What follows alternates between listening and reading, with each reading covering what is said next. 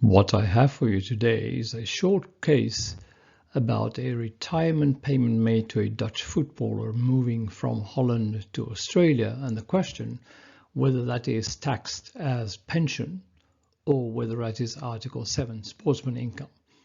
So here is the decision. You can see it's in Dutch, but I've translated it.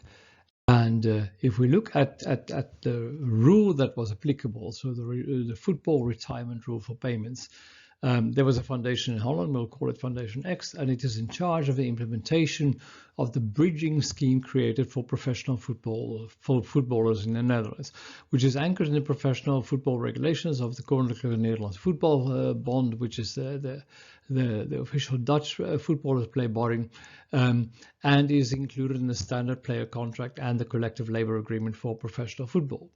Participation in the bridging scheme is mandatory for professional footballers in Holland, and what the bridging scheme did was it provides monthly bridging benefits starting at the end of a footballer's career prior to their pension age, right? So the football club is owed a fund premium as an employer, which it deducts from the gross salary of the professional players while they are still playing. The scheme is set up in such a way that a very substantial part of the player's current income must be paid into the fund, rising up to 50% of the additional salary above a certain minimum basis, right? The minimum basis is, let's say, around 100,000 euros a year.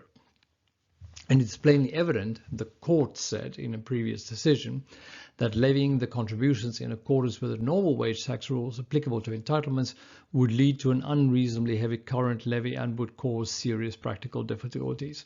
So football players normally have a relatively short professional career, but they make a lot of money during that time, potentially.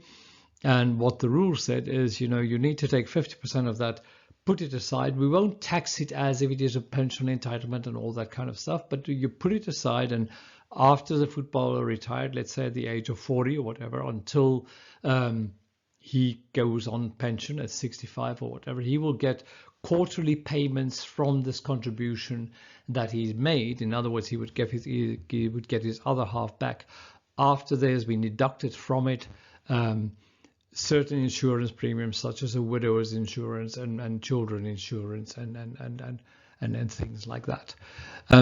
So in our particular case, we had a Dutch former professional football player who was went to live in Australia, and to whom Foundation X started paying the bridging benefits. It says here monthly. I'm not quite sure whether these are monthly or quarterly, but there was no withholding tax withheld on this, because the Foundation X said this is clearly a pension payment or some kind of annuity like a pension payment falling under Article 18 of the treaty and therefore not subject to tax in Holland. The tax inspector, however, referred to Supreme Court judgment of 19 May 2017 and argued that Foundation X had to withhold wage tax because the consideration returned for the bridging allowance is the work performed by the professional footballer under Article 17 of the treaty, right? So the inspector says, first of all, there was no wage tax consequences to this entitlement that you have, and therefore this is not a pension, and now we can tax it. And the Supreme Court says in the 19 May 2017 judgment, which the inspector referred to, the Supreme Court ruled that the right to periodic benefits obtained by an employee from his employer in the context of a termination of his employment cannot be classified as an annuity because the condition that there is a sufficient and full consideration in money or monetary value in return for this right is not met. So there was no taxable income for the football player. Only if the entitlement was counted as salary can it be assumed that it was funded from the net salary of the beneficiary, which in this case was not the case because of these special rules for professional football players in Holland. As entitlements to bridging benefits are not part of wages, the judgment of 2017 implies that the bridging allowance is not to be charged as a payment from an annuity within the meaning of Article 18.2 of the Convention, which is the pension clauses. And instead, the bridging allowance should be counted among the income of sportsmen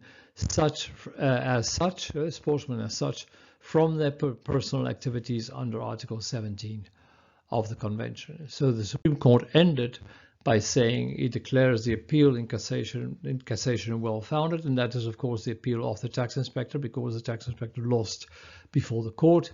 He sets aside the court judgment and declares the appeal against the tax inspector unfounded. Right? So the Foundation X had to withhold money and pay that to the Dutch government.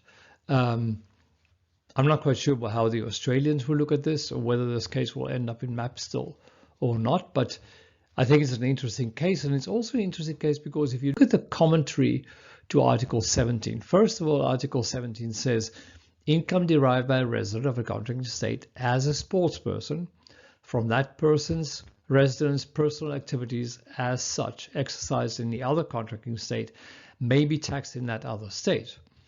And then paragraph 8 says, and of the commentaries, paragraph 1 applies to income derived directly and indirectly from a performance by an individual entertainer or sportsman.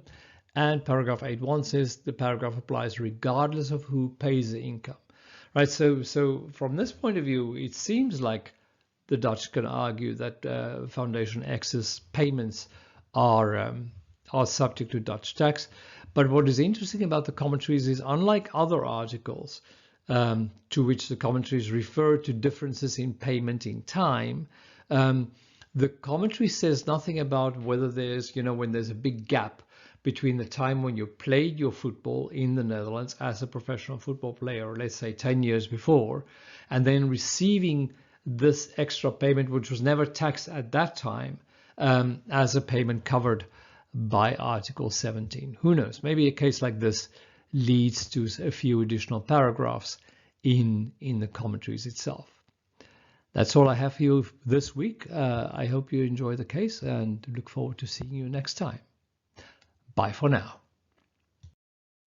A 10-second commercial. If you want to learn more about international taxation or transfer pricing, or treat yourself to an all-round update, or if you want your team to learn or stay updated, please visit my online courses.